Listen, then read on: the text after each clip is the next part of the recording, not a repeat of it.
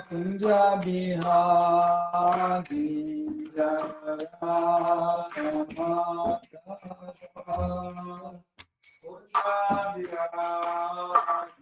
Jaya Radha Madhava Kunja Bihari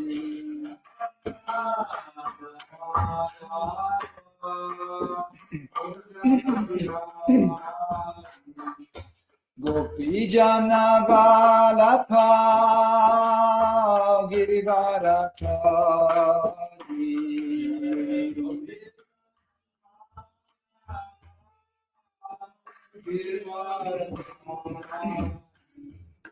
Gopi Jana Valapha Girivarathari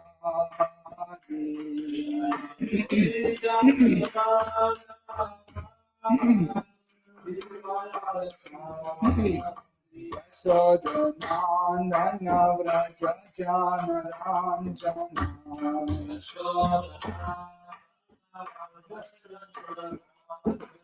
Yashodanandana Vraja Jana Ranjana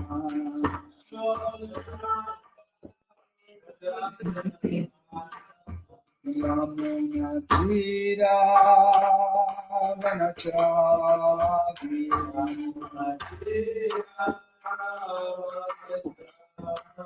Yamuna Tira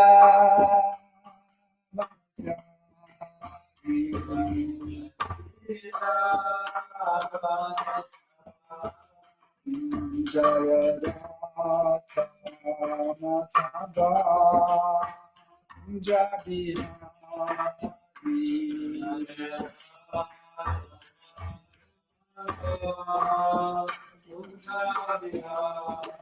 Jaya Radha Madhava Punjabi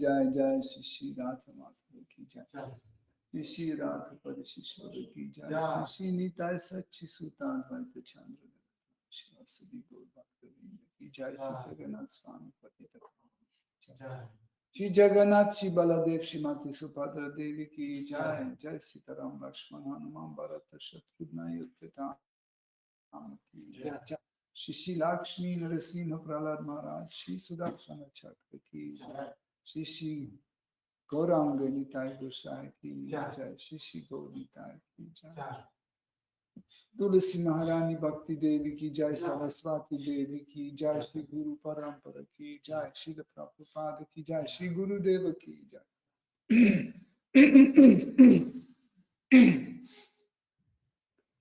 Tutte le glorie ai devoti riuniti.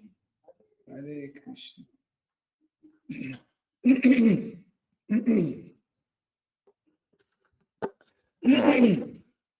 Om Ajnanati Mirandasya Jananjana Shalakaya Chakshurunmilitam Yena Tasmai Shri Gurave Namaha Shri Chaitanya Manobhishtam Stapitam Yena Bhutale Svayam Rupa Kadamayam Dadati Svapadantikam Vandeham Shri Guru Shri Yuta Padakamalam Shri Guru Vaishnavamscha Shri Rupam Sagrajatam Sahagana Raghunatham Vitam Tam Sajivam Sadvaitam Savadutam Parijana Sahitam Krishna Chaitanya Devam Shri Radha Krishna Padam Sagana Lalita Shri Vishakam Vitamscha Hey Krishna Karuna Sindhu Dinabandhu Jagatpate Gopesha Gopika Kanta Radha Kanta Namostute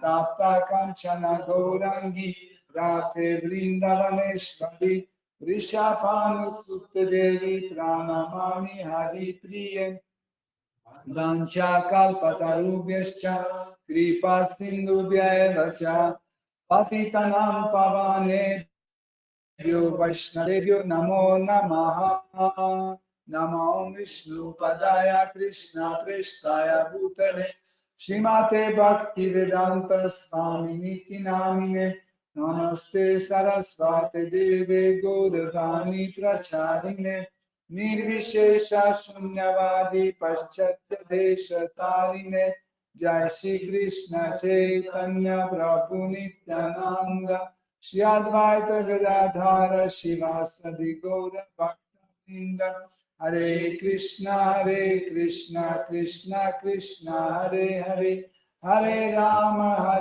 Rama Rama, Hare Hare, Hare Rama, Hare Rama, Eva Kevalam, Kalanasteva, Nasteva, Nasteva, Gatiranyata.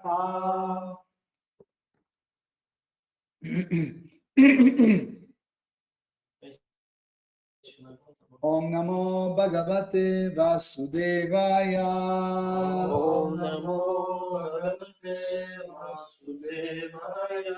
Om Namo Bhagavate Vasudevaya. Om Namo Bhagavate Vasudevaya. Om Namo Bhagavate Vasudevaya. Om Namo Bhagavate Vasudevaya. Hare Krishna, chers dévots, bienvenue à Yoga Lyrique. Nous continuons notre étude de Srimad Bhagavatam. Donc, chant 5, chapitre 9, à partir de verset 1.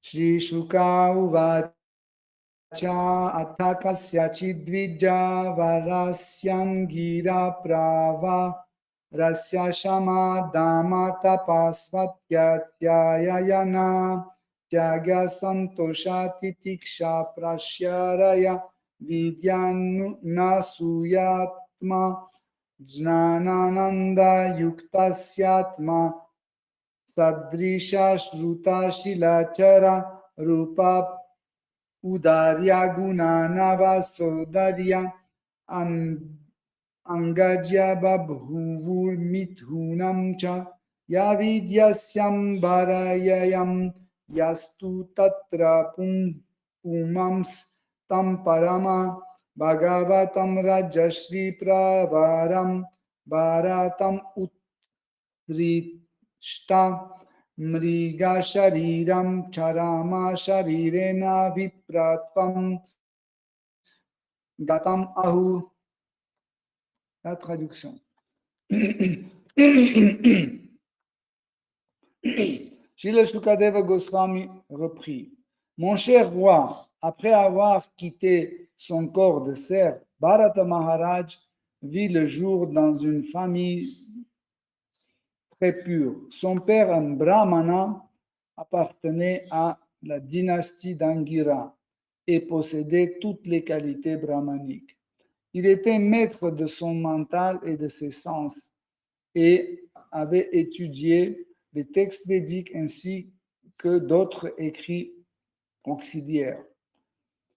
Il excellait dans l'art de faire la charité et se montrait toujours satisfait, tolérant, très avenant, érudit et dépourvu d'envie. Il était pleinement conscient de son identité spirituelle, servait le Seigneur avec dévotion et demeurait constamment en extase. Sa première femme lui avait donné 9 fils aussi brillants que lui, et sa seconde femme mit au monde des jumeaux, une fille et un garçon. On disait du garçon qu'il était le plus merveilleux de Bhakta et le premier parmi les 5 rois. C'était Bharata Maharaj. Voilà donc l'histoire de sa vie après qu'il eut quitté son corps de cerf. Le Seigneur est porté par sa divine grâce, Bhaktivedanta Swami Prabhupada. Bharata Maharaj était un grand bhakta, mais il ne parvint pas à atteindre la perfection en une seule vie.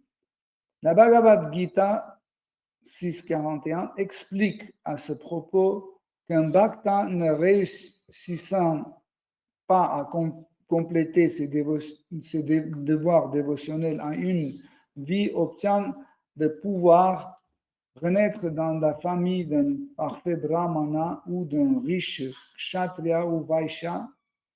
Bharata Maharaj était le premier-né de Maharaj Rishabhadev au sein d'une riche famille de kshatriyas, mais pour avoir délibérément négligé ses devoirs spirituels et s'être attaché de façon excessive à un simple franc,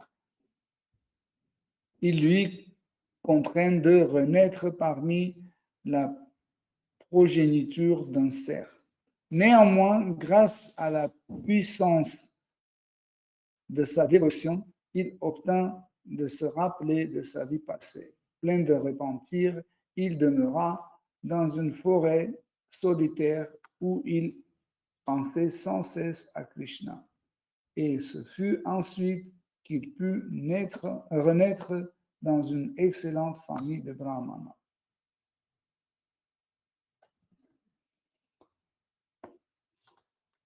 Donc,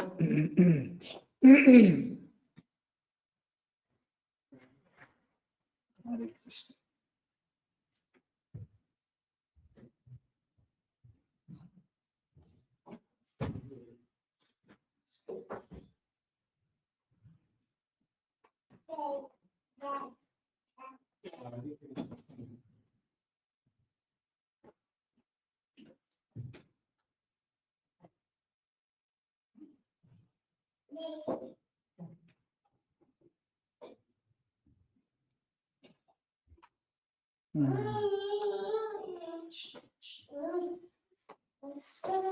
Donc, Shukadev Goswami, il continue à raconter l'histoire de Bharat Maharaj, mais ici, on va le nommer Jad Bharata. Donc, il s'agit de la même personne, mais qui se souvenait de ses deux vies précédentes. Donc, il se souvenait comme il était un roi, hein, Bharat Maharaj. Par la suite, il se souvenait comment, à cause de son attachement à un petit franc, il était né comme un cerf, hein, et il s'est retrouvé comme un garçon dans la famille des Brahmanas. En fait, sachez que ce qui était vraiment extraordinaire dans cet épisode, c'est que quand nous habitons un corps, on commence à percevoir le monde de différentes façons. Par exemple, quand on est dans un corps d'un chien, on perçoit le monde comme un chien. Quand on est un serpent, on perçoit le monde comme un serpent. Mais une personne réalisée, hein, il perçoit le monde à travers les shastras. Ni comme un chien, ni comme un papillon ou une fleur. Quand c'est quelqu'un réalisé, il voit exactement comme c'est écrit dans les shastras. Il n'est pas illusionné. Donc, les choses genre ça c'est bon, ça c'est mauvais, ça me plaît, ça ne me plaît pas, etc. Ce genre de choses, lui, il n'intéresse pas. Pourquoi? Parce qu'il voit le monde à travers les écrits sacrés. C'est rare. Ce genre de personnes sont très rares, même s'ils s'appellent Atma. C'est rare, mais sachez, si quelqu'un va dans la bonne direction, il va obtenir ça. Il faut rester sur ce chemin d'un Atmarama et on va arriver à ce résultat. On va avoir cette réalisation. Mais il suffit de dévier de ce chemin, même des efforts très, très fréquents ou forts, etc., vont jamais amener à un bon résultat. Donc, imaginez que vous avez le corps d'un cerf, mais vous savez que vous n'êtes pas un cerf. Et vous savez que avant ça, vous étiez autre chose. Vous étiez un Bharata Maharaj qui faisait des austérités, mais vous n'êtes pas Bharata Maharaj non plus. Et aujourd'hui, vous êtes né comme Jad Bharat et vous n'êtes pas cette personne non plus. Donc ça, c'est vraiment une forte réalisation que quelqu'un peut avoir. Et Jad Bharata ou Bharat Maharaj, on va l'appeler plus souvent, on va appeler plus souvent Jad Bharata parce que le mot Jad veut dire celui qui est muet, sourd, qui comprend rien et qui est insensible. Ça veut dire tu lui donnes chaud, oui, tu lui donnes boire à chaud, il boit chaud. Tu donnes froid, il boit froid. Ça veut dire, il ne voit pas la différence. Mais en réalité, en réalité,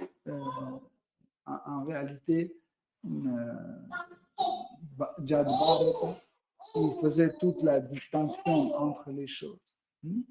Donc ici, dans le premier verset, Shukadeva Goswami explique que Shukadeva Goswami explique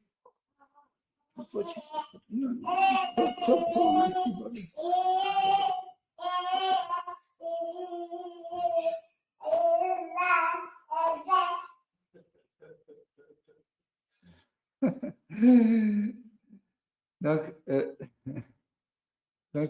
Shukadeva Goswami, dans le premier verset, il explique que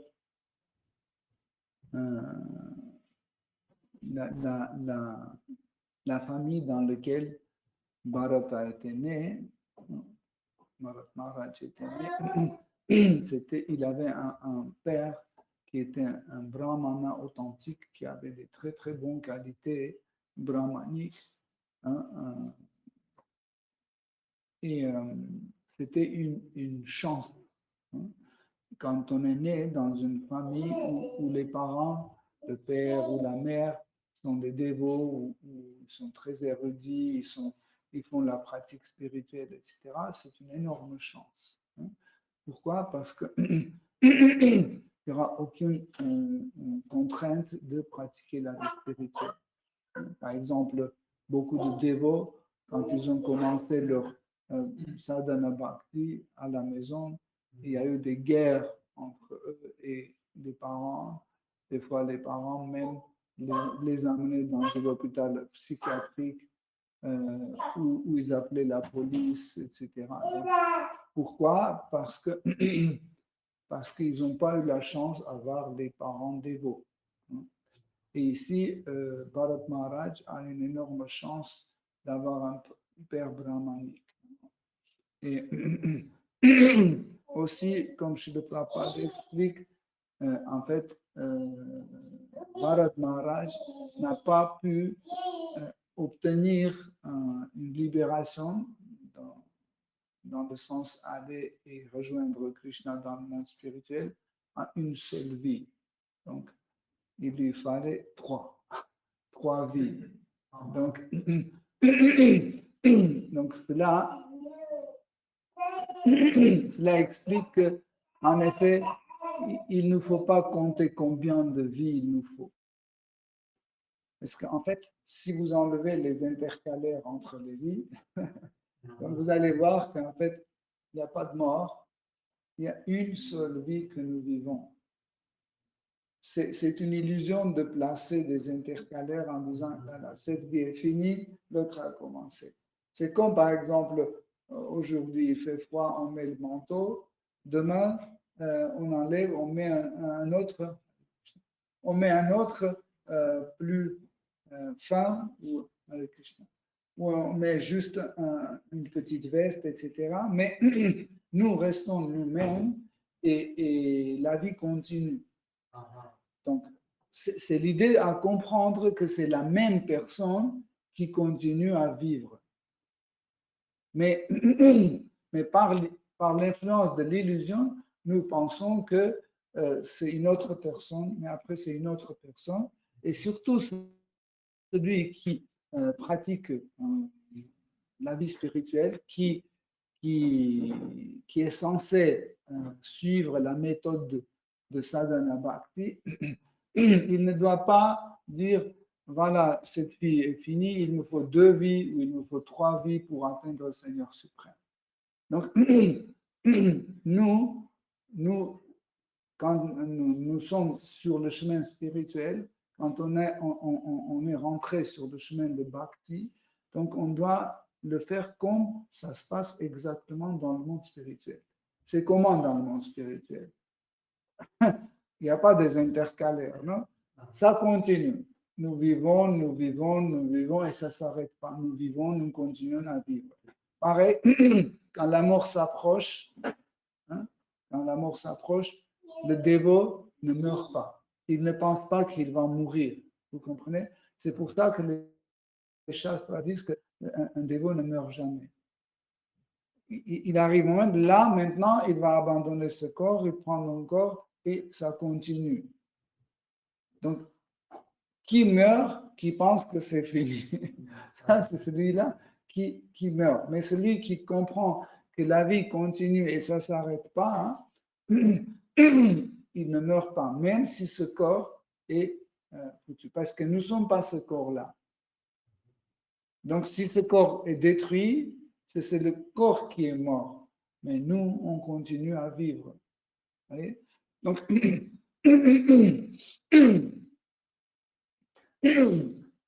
très important, avant qu'on continue à lire les versets suivants, c'est très important de comprendre que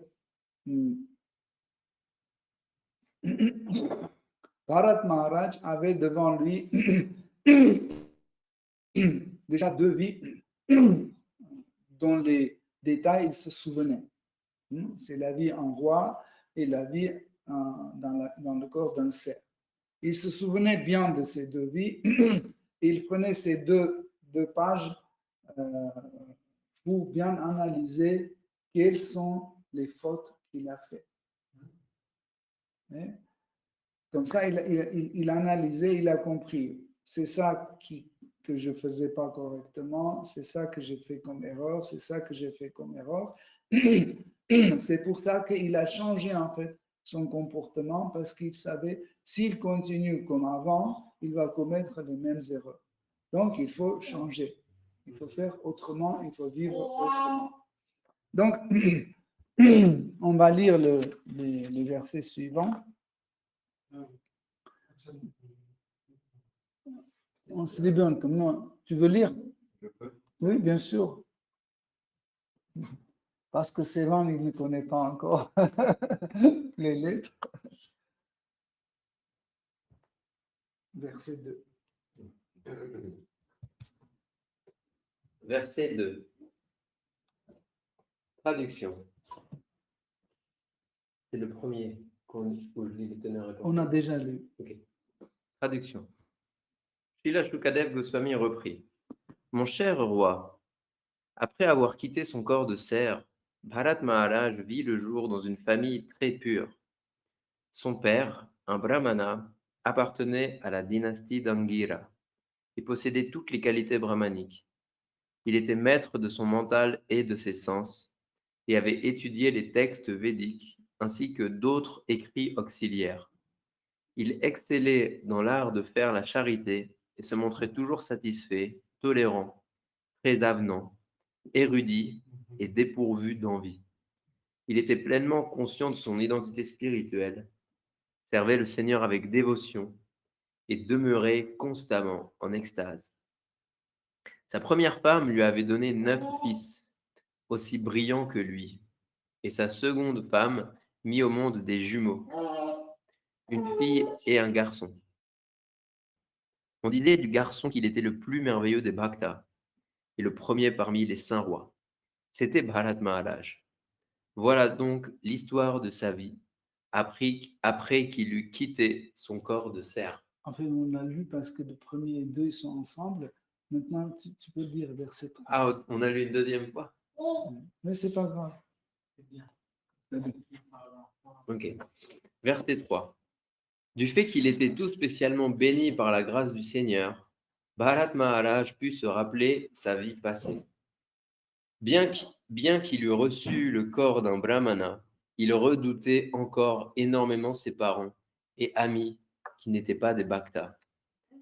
Il se gardait toujours avec grand soin d'entretenir des rapports avec eux, par crainte de retomber. Aussi choisit-il de se comporter aux yeux du public comme un homme simple d'esprit, aveugle et sourd, de sorte que personne n'essayait de lui parler. Ce fut ainsi qu'il se protégea contre toute fréquentation indésirable.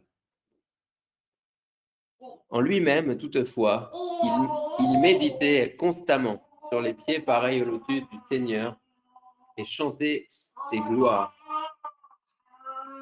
évitant de la sorte de s'enchaîner à l'action intéressée. C'est ainsi qu'il put se soustraire à la compagnie dangereuse des abhaktas. Merci, Pantitajan. On va commenter ça et après on va lire. Ok. Donc, la première conclusion et la plus importante que Bharata Maharaj a fait, c'était l'association. C'est la chose la plus importante, ce qu'il a compris. Et il a compris pour éviter une mauvaise association, nous devons avoir un certain comportement. Par exemple, si on revient au comportement de Sri Vishabhadev, son père, pour éviter toutes sortes de l'association indésirable, il faisait des choses qui ne se comprenaient pas. Par exemple, il urinait, il restait dans sa urine, il restait dans ses excréments, et les gens pensaient, souvent il déviait le chemin pour ne pas le voir, pour ne pas le toucher, etc. Donc, comme ça lui permettait en fait à Sri Vishabhadev rester loin d'une Asat Sangha, d'une association indésirable. Donc, ici, Jad Bharat, il a compris qu'il ne peut pas se débarrasser aussi facilement des membres de sa famille. En fait, vous avez eu tous cette expérience quand vous êtes venus dans la conscience Krishna. Il fallait choisir les amis, renouveau, resélectionner, trier en fait les amis, trier les membres de famille, trier des connaissances, etc., etc. Et ainsi développer une certaine attitude et comportement envers les autres. Donc, ici, nous pouvons penser que Bharata, il joue une vie non authentique. Il mentait. Il n'était pas authentique, il mentait, il jouait un rôle, etc. C'est comme si tu vis une vie fausse, une fausse vie, mais en réalité, sachez que en fait, tout le monde a le droit de le faire pour protéger sa dévotion. Si par exemple, il ne faut pas prêcher ça, ce que je vais vous dire, il ne faut pas le prêcher, mais sachez, si vous le faites, ce n'est pas jugé par Krishna parce que vous le faites pour protéger votre dévotion. Si par exemple, à votre travail, vous êtes invité parce qu'il y a le pot de départ d'un de votre collègue, etc., et vous appelez, vous dites, oh là, je suis dans un hôpital, je ne peux pas venir parce que mon meilleur ami est en train de mourir, ils disent, ah oui, oui, on comprend, etc. Si vous mentez parce que cela va protéger votre dévotion, il n'y a pas de problème. Ce n'est pas considéré comme une mensonge. Jai.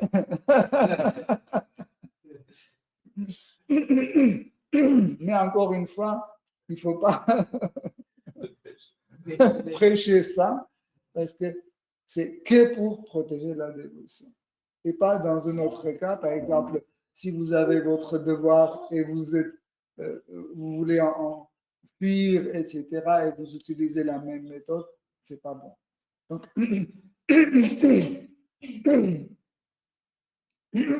Jad Bharata, en fait, il faisait une action et il regardait la réaction. Par exemple, quelqu'un dit, oh, qu'est-ce que c'est joli ce bébé, et vous faites comme ça. Quelque chose dégoûtant, ouais. Oui, un bébé. Il vous laisse tranquille. Il vous laisse tranquille. Ou, mon petit garçon, est-ce que tu veux apprendre, je ne sais pas, les livres sacrés, les secrets, je veux bien les secrets. Ah bon, laisse tomber. Comme ça, en fait, il voyait en fait la réaction et les choses qui lui permettaient d'approfondir en fait sa position par rapport aux autres et protéger sa dévotion et continuer sa méditation. Donc, il faisait ainsi. Un petit détail très important, nous allons lire la suite et vous allez voir que la vie de Jad Bharata semble qu'il ne fait aucune pratique spirituelle. Donc, il ne chante pas des gayats, il ne fait pas Harinam Sankirtan, il n'étudie pas Srimad Bhagavatam, et on peut dire, mais où est la vie spirituelle, où est sa pratique? L'idée, c'est qu'il a déjà fait ça dans ses vies précédentes. Et il se souvenait de tout ça. Il n'a pas perdu. Il n'a pas perdu, en fait, tout ce qu'il a réalisé. Vous voyez? Par exemple, imaginez que moi, je suis né, mais je ne me souviens pas de mes vies précédentes. Donc, je commence de A à Z, on me prêche que nous ne sommes pas ce corps, que Dieu est la personne suprême et la source de tout et de tous, tout lui appartient, etc., etc. Je commence à apprendre et à un moment, je fais un grand saut d'avancement dans la vie spirituelle. Qu'est-ce que c'est? C'est de tout ce que j'avais fait dans ma vie précédente, ça me revient d'un seul coup. Sachez qu'il y a des choses même étonnantes qui peuvent revenir à vous. Par exemple, vous n'avez jamais joué Mridang, vous le prenez et puis d'un seul coup ça arrive. Ou vous lisez un verset et vous le commentez, ça vient tout seul et vous ne comprenez pas d'où ça vient. En fait, c'est une forme mémoire qui revient, mais aussi Krishna qui nous donne cette intelligence, il nous donne pour qu'on puisse avancer dans la vie spirituelle.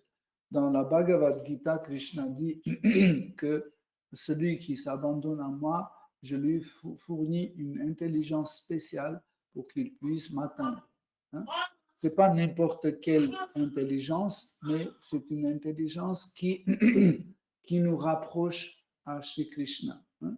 Et Jad Bharat était dans cette situation et dans ce cas où il recevait en fait toute cette information, il recevait et il avait devant ses yeux sa propre pratique spirituelle de 2 vies passées. Quand il était un cerf, quand il était né dans le ventre d'une biche, il était né comme enfant, il n'avait pas une intelligence d'un animal. Et ce qu'il faisait, il continuait les mêmes austérités. Comme avant, il mangeait des choses austères, dans une forme d'un cerf, il continuait à manger des feuilles mortes, des herbes sèches, etc. Il restait très très loin des autres biches, des autres pommes, des autres cerfs. Pourquoi? Pourquoi il restait loin? Parce qu'il avait déjà une expérience et il savait comment ça va finir. Hein. D'habitude, ça finit mal. Pour un pénitencier qui profondément est dans cette austérité, chaque rencontre avec les gens mondains, c'est grave. Hein. Ne pensez pas que Jad Bharata était méchant avec, par exemple, son père. On peut comprendre les autres qui ne sont pas des Vaishnavas, qui n'ont pas la culture Vaishnava ou autre. Et à cause de ça, lui, il rejetait en fait même tous les membres de sa famille. Hein. Mais en fait, il était obligé d'être masqué, en fait, même de son propre père qui lui voulait que du bien. Mais pour ne pas dévoiler son identité, Atmarama, c'est pas grave.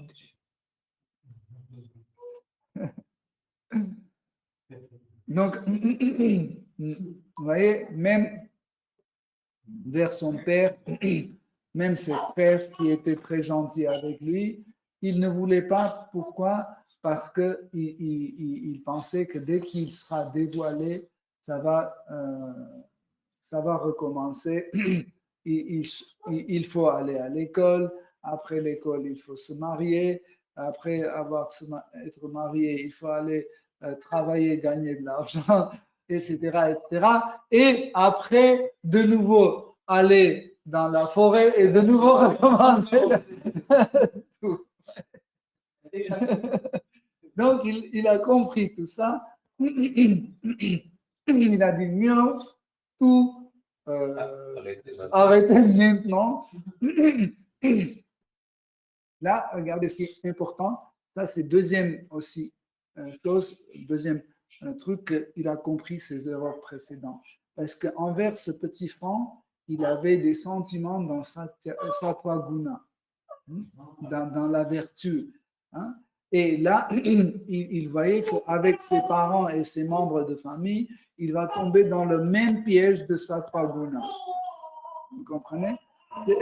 C'est pour ça que dès le départ, il a commencé à faire son idiot. Hein. En fait, le mot Jada aussi, on peut traduire comme un idiot. Idiot, c'est Durak. C'est peut-être débile, c'est-à-dire qu'il n'y a pas de. Oui, idiot aussi. Insensible, idiot, il y a différents. Donc, et comme ça, en fait, il était protégé. Et comme ça, il continuait à grandir. Donc, si tu veux bien dire le verset suivant. Verset 4. Le cœur du Brahmana débordait constamment d'affection pour son fils, Jada Bharata, Bharat Maharaj, ce qui le gardait étroitement attaché à lui. Du fait que Jada Bharata n'était pas apte à entrer dans le Grihastha Ashram, il n'alla pas au-delà des rites de purification propres au Brahmacharya Ashram. Et bien qu'il ne désirât nullement accepter les instructions de son père, le brahmana ne l'en instruisit pas moins sur la manière de rester propre et de se laver, estimant qu'un fils doit être éduqué par son père. Verset 5.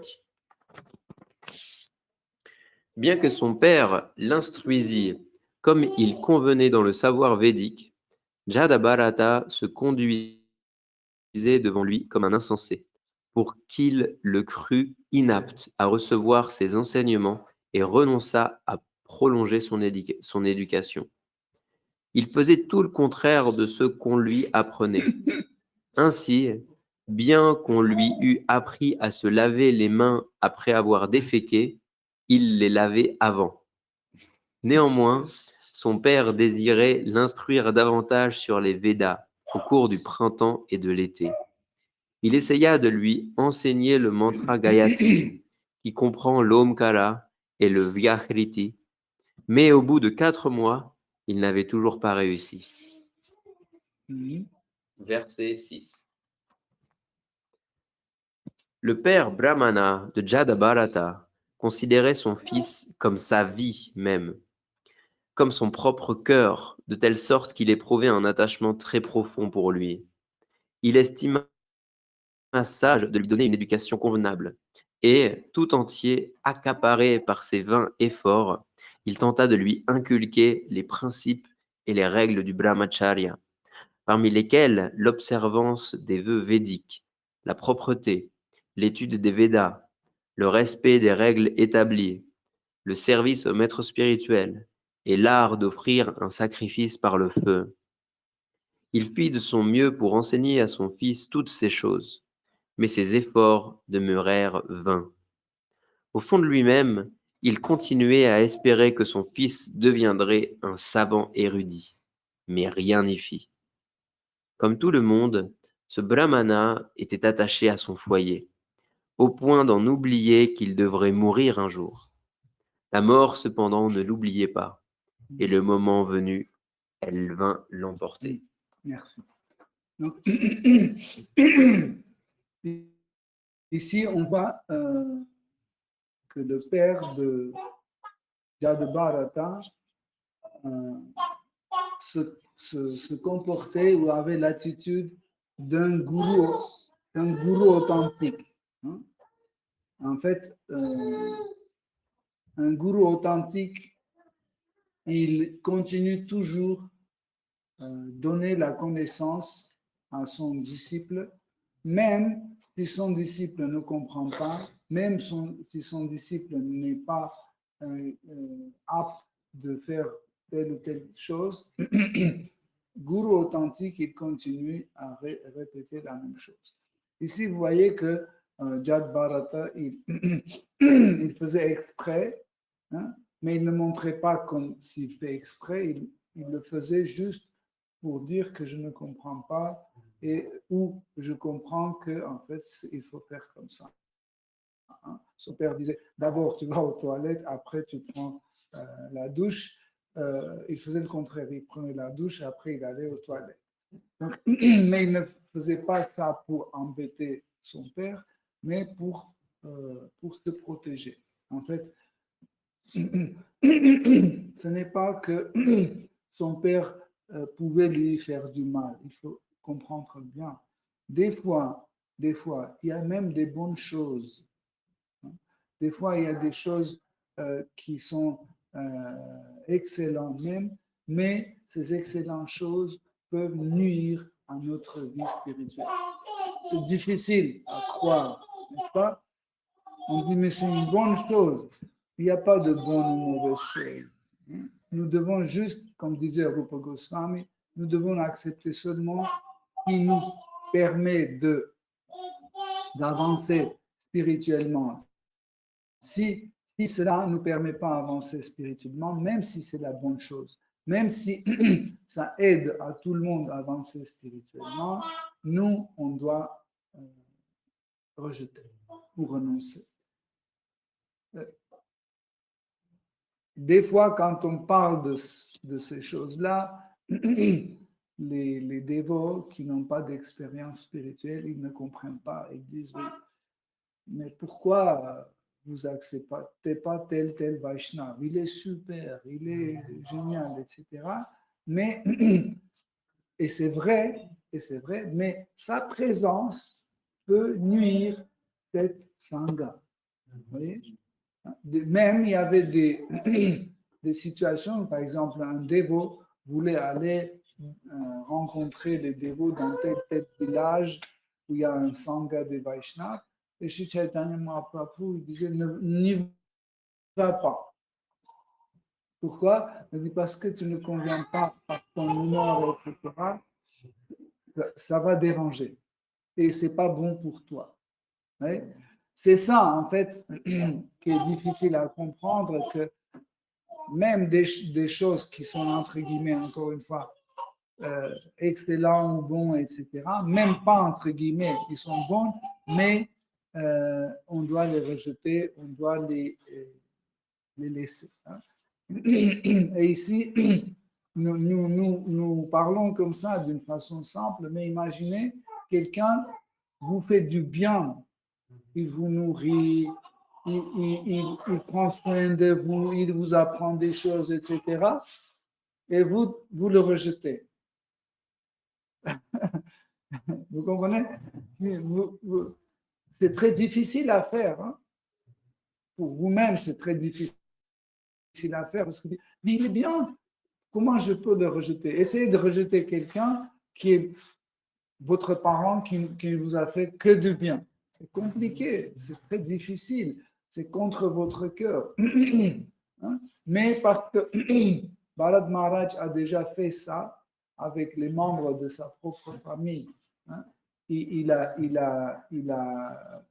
abandonné sa femme ou ses femmes, il a abandonné ses fils pour sa vie spirituelle. Il est allé en vivre la vie en Vanaprastha. Donc, et ici, on va, même quand il est devenu un cerf, il a fait la même chose. Il a abandonné les membres de sa famille animale, Hare Krishna. Et, et par la suite, maintenant, il fallait abandonner aussi les membres de sa famille brahmanique. Et son père, comme on a dit, comme un gourou authentique, il a mis toute son énergie pour apprendre à Bharat Maharaj des choses que Bharat Maharaj savait déjà. Vous apprenez à votre fils à écrire et à lire, mais en réalité, il sait écrire et lire déjà. Mais vous continuez à lui apprendre, vous continuez, et il fait de sorte comme s'il ne sait pas ni écrire ni lire. Voyez. Mais son père a eu un bon résultat parce qu'il apprenait à un pur dévot, apprenait ses devoirs, et un jour, la mort les a séparés. On va lire le verset suivant. Verset 7. Alors, la plus jeune femme du Brahmana, après avoir confié à l'autre épouse ses jumeaux, le garçon et la fille, accepta volontairement la mort auprès de son mari et partit pour Patiloka. Verset 8. Les 9 demi-frères de Jadabharata. Les 9 demi-frères de Jadabharata, qui considéraient ce dernier comme un simple d'esprit, renoncèrent à poursuivre les efforts de leur père, maintenant décédé, lequel avait voulu lui donner une éducation complète. Quant à eux, quoique versés dans les 3 Védas, le Rig Veda, le Samaveda et le Yajur Veda, qui encouragent fortement l'action intéressée, ils n'étaient guère éclairés spirituellement sur le service de dévotion offert au Seigneur, de telle sorte qu'ils ne pouvaient avoir conscience de la position élevée de Jadabharata. Là, c'est important. Donc, le verset précédent parlait comme une des femmes, parce que le père de Jadabharata avait 2 femmes, et quand il était décédé, donc une des femmes a pris la décision d'aller sur la même planète où son mari est allé. Hein. Donc elle a brûlé le corps de son mari et elle est rentrée dans le feu pour se retrouver là où est parti son mari. Donc, donc une des femmes est restée pour continuer à s'occuper des membres de sa famille, de tous les enfants. Donc, les 9 frères de Jad Bharata qui étaient plus âgés aussi prenaient leur frère pour un idiot et ils ne savaient pas quelle éducation lui donner. Shukadev Goswami dit que les frères de Jad Bharata connaissaient bien les 3 Védas, Rig Veda, Sama Veda et Ajur Veda. Donc, il dit, mais il n'était pas expert dans la littérature dévotionnelle. Dans la culture dévotionnelle, ils n'étaient pas des connaisseurs de la littérature dévotionnelle. Donc, voyez, vous pouvez dire, donc, Shukadeva Goswami a dit que Rig Veda, Samaveda et Yajurveda ne sont pas considérés comme Bhakti Shastri. Donc, ça n'abaisse pas la valeur de ces 3 Védas, mais on doit comprendre que, en fait, les 3 Védas, ce sont la base, hein, ainsi que Vedanta Sutra, hein, et les Upanishads, ce sont des écritures de la culture brahmanique. Mais la culture brahmanique et la culture Vaishnava, ce n'est pas la même culture. Donc, la famille dans laquelle Jad Bharata était né, en fait, son père qui était brahmana authentique, ses frères qui étaient enseignés par leur père, ils ont pris aussi la culture védique. Donc, ils ne pouvaient pas comprendre l'humeur dévotionnelle de Jad Bharata. Là, Shukadeva Goswami dit quelque chose de très très important. Il dit que nous ne pouvons pas cacher notre dévotion. Mais il faut être expert pour comprendre. Vous connaissez tous l'histoire de Pundarika Vidyanidhi. Hein? Quand Gadadhar Pandit avec Govinda, ils ont allé voir Pundarika Vidyanidhi chez lui. Donc, lui aussi, il faisait presque la même chose comme Jad Bharata. Il s'habillait de telle sorte pour qu'on ne lui embête pas. Il mettait des diamants, des bagues, des trucs comme ça, des vestes cousues avec des broderies, machin, etc. On lui portait sur le palanquin et tout le monde pensait que c'était un karmi. Mais c'était pas pareil, c'était une façon de se protéger des autres.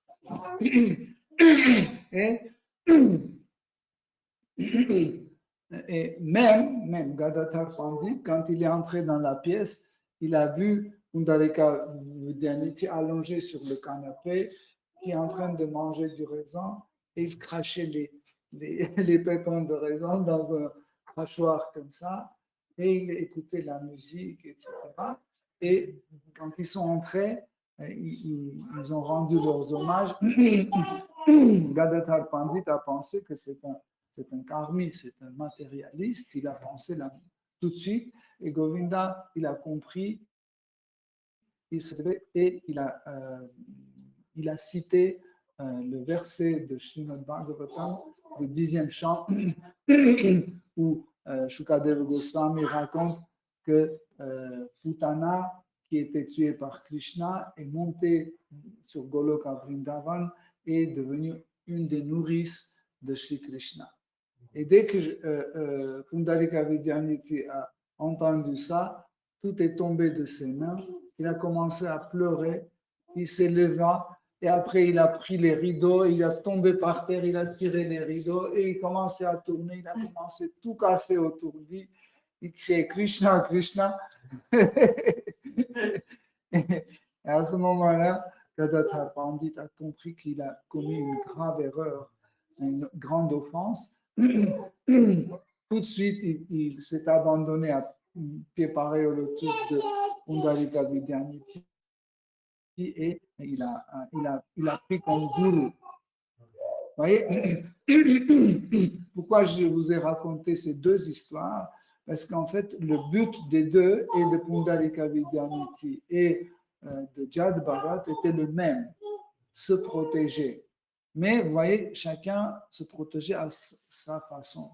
Donc, Pundarika Vidyanidhi, il montrait des choses qui sont dangereuses pour les dévots, parce que les dévots pensent qu'ils vont tomber, ça c'est Maya, etc., etc. Comme ça, il se protégeait. Et Jad Bharat, il se protégeait comme un idiot. Il se mettait dans une position d'un idiot. Donc, et comme nous avons dit que les frères étaient aussi juste dans la tradition brahmanique et ils n'avaient pas l'humeur d'un dévot, ils n'arrivaient pas à comprendre que c'était un pur dévot. Donc imaginez qu'une personne comme Haridas Thakur ou Rupa Goswami qui rencontre Jad Bharata, il pouvait tout de suite comprendre qu'il s'agit d'un grand dévot. On peut lire le verset suivant. Versets 9-10. Les hommes dégénérés ne valent en fait pas mieux que des animaux.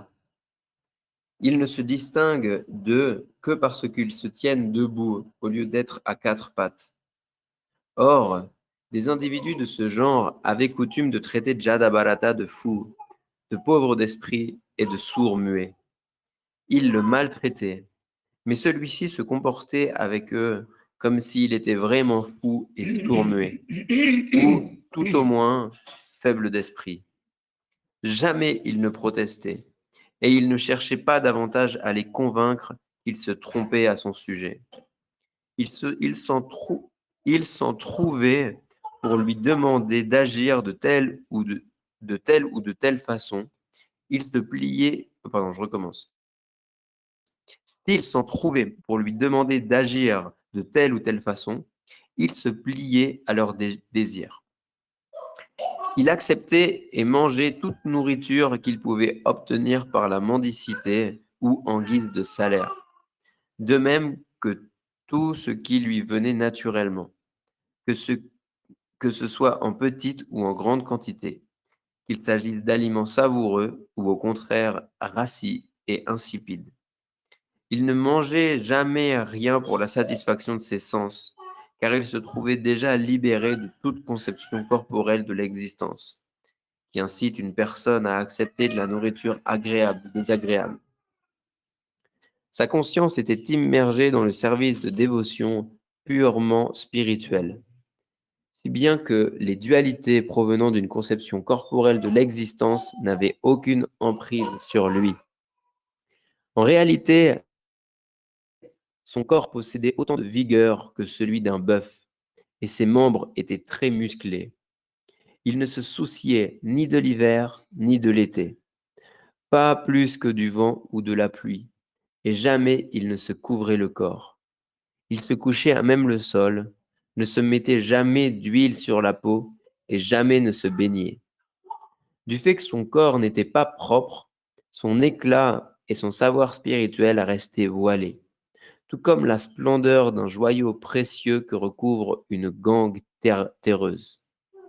Il ne portait pour tout vêtement qu'un pagne malpropre, et que son cordon sacré, lui-même bien noirci.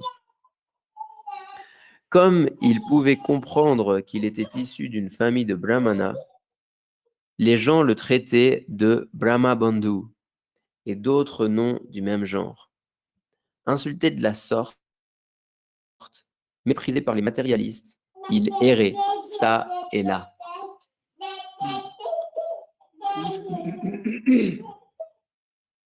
Ce qui est très intéressant ici, c'est que Shukadev Goswami dit que ceux qui sont privés de la connaissance spirituelle, ils sont comme des animaux. Et la différence entre les animaux et ce genre de personnes, c'est juste parce que ils ont juste 2 jambes et les animaux, ils ont 4 jambes. Donc, celui qui n'a jamais eu la pratique spirituelle peut considérer ça comme une insulte vers la société. Mais c'est comme ça. Et je ne parle pas sans avoir peur, il traduit comme ça. Et ce qui est intéressant, c'est que ce genre de personnes, il se moquait de Jad Bharata, il lui donnait des noms, il jetait des choses dessus, il se comportait très très mal avec lui, mais Jad Bharat ne répondait pas. Ce qui est important à comprendre, c'est qu'il n'avait pas ce sentiment de faux prestige. Nous tous, on a le sentiment de faux prestige. Par exemple, si quelqu'un nous dit t'es un ringard, on va être vraiment blessé. Alors, c'est ou tu n'as pas de goût, ou tu ne comprends pas des shastras. Tout de suite, on est blessé.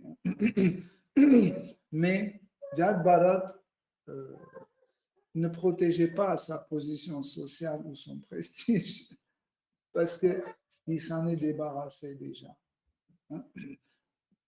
Il savait que tout ce qu'ils disent, ça ne lui concerne pas. Et il savait qu'il ne perd rien. C'est plutôt, il pensait qu'il est gagnant dedans. C'est très difficile à comprendre cette situation parce que nous pensons que si quelqu'un nous dit quelque chose, on se sent tout de suite offensé. Mais si on analyse, cette chose concerne quoi? Nous ou ce corps? Pourquoi, par exemple, quelqu'un dit t'es très grand ou très petit, trop gros ou trop maigre ou quelque chose comme ça? Pourquoi on prend sur nous-mêmes? Nous ne sommes pas ce corps. Si on a compris que nous ne sommes pas ce corps, pourquoi on doit être blessé ou sentir offensé? Il s'agit de notre corps et pas de nous-mêmes. Vous voyez? Donc, et d'autre côté, en fait, ce qui prouve aussi, c'est que sa position sociale ou son prestige était complètement indifférent pour lui. C'est qu'il ne voulait jamais prouver quelque chose contraire. Quand on disait que tu es idiot, il ne voulait pas dire que non, je ne suis pas idiot. Ou quand quelqu'un disait c'est comme un animal, il n'a jamais lu des livres, il ne voulait pas dire le contraire. Mais si je connais par cœur, je connais les Vedanta Sutras et les Vedas que vous proposez, je les connais. Non. En fait, il a accepté tout ce qu'on disait sur lui. Et sa réalisation était tellement importante que même ce qui concernait le maintenance de son corps, il mangeait juste ce qu'on lui donnait. Ça pouvait être des choses mangeables ou immangeables, ça pouvait être des choses cuisiné il y a une semaine, abîmé, etc., etc. Les enfants sont très inspirés quand ils entendent Srimad Bhagavatam.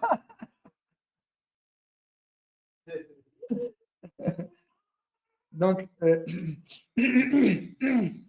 nous, par exemple, quand il y a quelque chose qui ne plaît pas au niveau de goût, c'est pas bien cuisiné, etc., immédiatement on la rejette parce que nous pensons que absolument ça doit plaire à notre palais. Mais une personne réalisée, il pense qu'en fait ça c'est pour ce corps. Hein. Ce qu'il mange, c'est pour ce corps. Hein. Vous pouvez dire, oui, mais c'est important de cuisiner quelque chose de bien pour Krishna, c'est vrai, mais, mais celui qui se soucie d'avoir des bonnes choses pour Krishna doit aussi connaître, apprécier le prasad. Comment apprécier le prasad? Comment honorer le prasad? Mais pas gratifier son palais avec la nourriture. Donc, en fait, pour imaginer comment on les nourrissait, des fois, quand on est en train de chauffer le riz ou cuisiner, il y a une couche qui est brûlée et qui est collée en dessous. Alors, on met un peu de l'eau dessus, ça gonfle, on le gratte, mais on ne jette pas, on donne à Jad Bharat. Vous imaginez? Ou par exemple, quand on a mangé, on a fini le repas, tout le reste, on ramasse de toutes les assiettes, on met sur une feuille de banane et on donne à Bharat. Jad Bharat. Parce qu'il pensait, mais de toute façon, il ne comprend rien du tout. Et Jad Bharat a accepté, oui, je ne comprends rien du tout. Et il le mangeait. Et on vous donne une assiette avec le reste de 5 ou 6 personnes, vous serez offensé jusque je ne sais pas où. N'est-ce pas? Mais ces exemples que Srimad Bhagavatam nous montre, nous apprend que nous devons dépasser cette position sociale et dépasser ce sentiment de faux prestige. Des fois, le dévot doit consciemment se mettre dans des situations où il doit subir ce genre des attaques, on peut dire, de l'extérieur, de la société, etc., pour en fait comprendre qu'il n'est pas ce corps.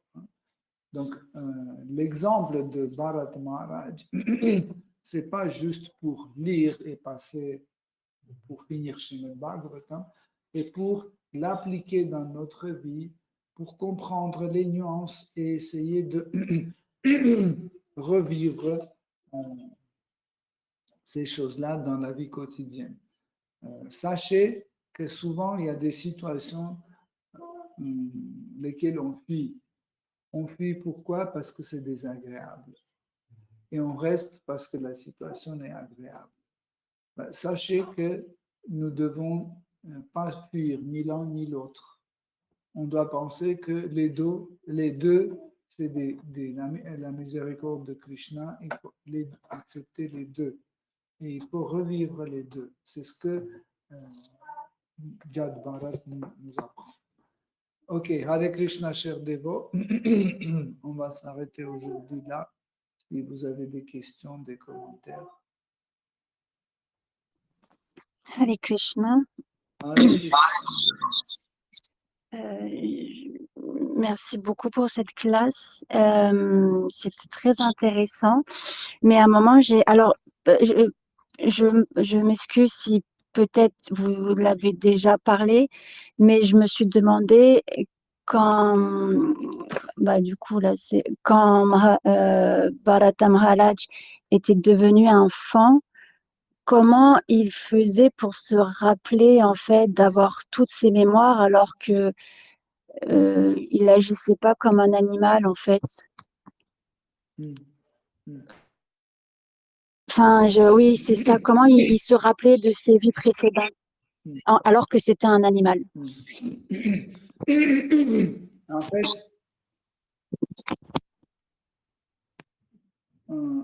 est-ce que tu peux éteindre ton micro? C'est bon? C'est bon. En réalité, le mental, l'intellect et l'ego, chez tous les êtres vivants, c'est les mêmes, en gros. En gros, c'est les mêmes. Sauf que pour que telle ou telle forme d'un être vivant fonctionne de telle ou telle façon, pour lui procurer telle ou telle émotion, donc Krishna contrôle son intellect. Donc, l'intellect, les capacités intellectuelles de l'animal sont construites de telle façon que l'animal devient excité rapidement. Et cette excitation, en fait, lui couvre le passé, et couvre la mémoire. Si l'animal apprend, par exemple, si l'animal apprend à maîtriser ses sens, il accepte, accepte le concept que que je ne suis pas ce corps, je suis une âme, etc. Il n'y aura pas la différence entre un animal et un homme. Ce sera pareil. Krishna dit dans la Bhagavad Gita, je suis la mémoire et l'oubli. Donc c'est Krishna qui donne la mémoire et Krishna qui retire la mémoire.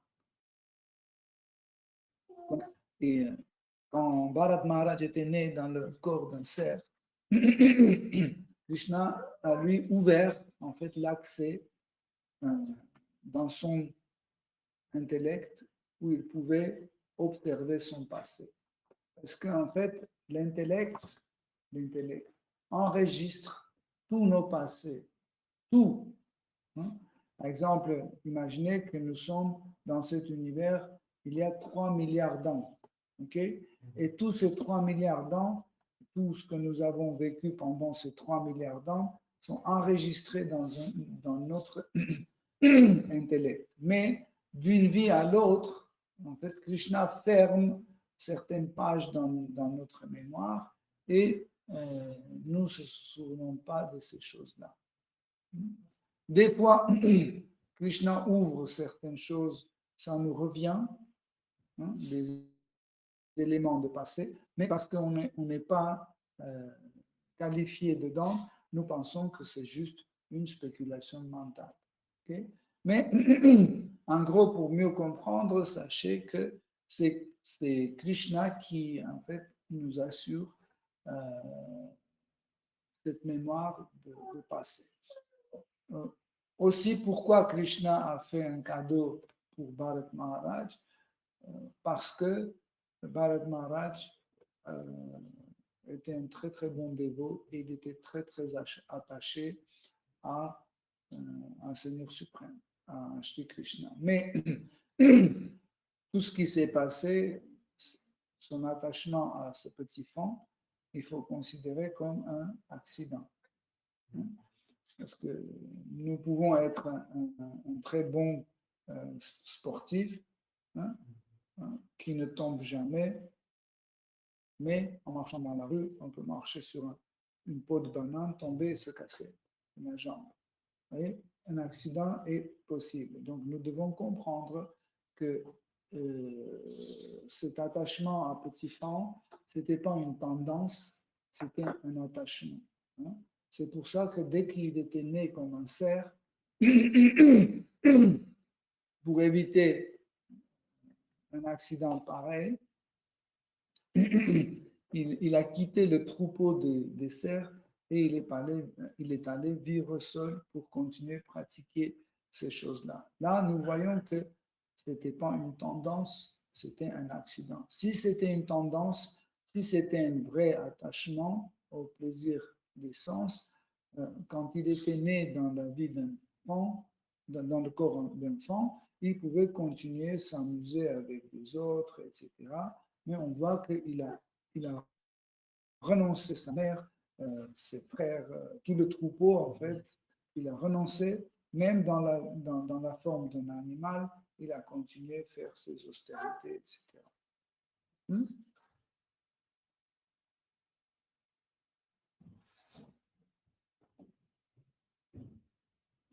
J'ai répondu à ta question, Chanda? Ouch. Eh.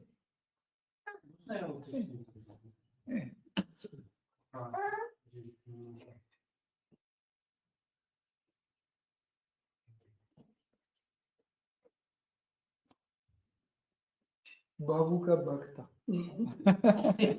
Il est Bavuka Bhakta. Bah, Il bave toujours. Oui.